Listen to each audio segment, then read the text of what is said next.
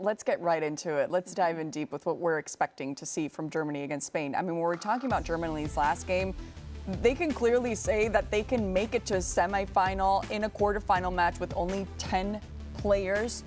I mean, that red card came in the 13th minute here for them, so it's truly impressive. I mean, we were just talking about England's mentality, with Germany's mentality.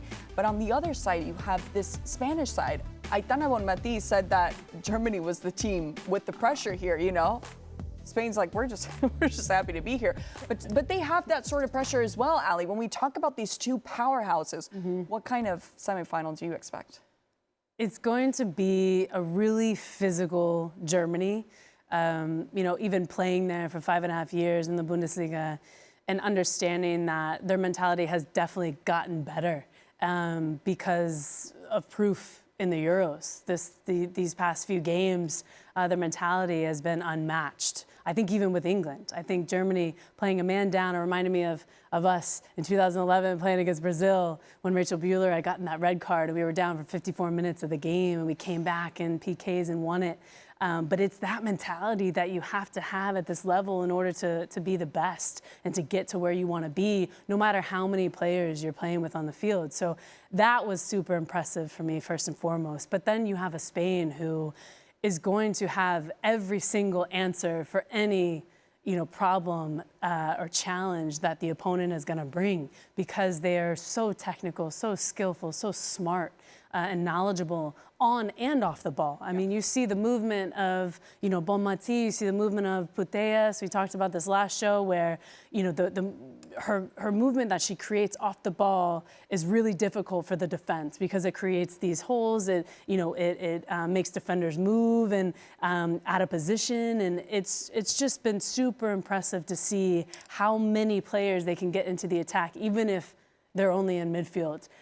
They have a front 6 to a front 8, and it's dangerous. And as a defender, that gets scary at times because that means you have to, bunker in a bit. You have to be smart building out. You have to play this modern game where you keep the ball and you have to, have possession and really be smart with how tactically you set up.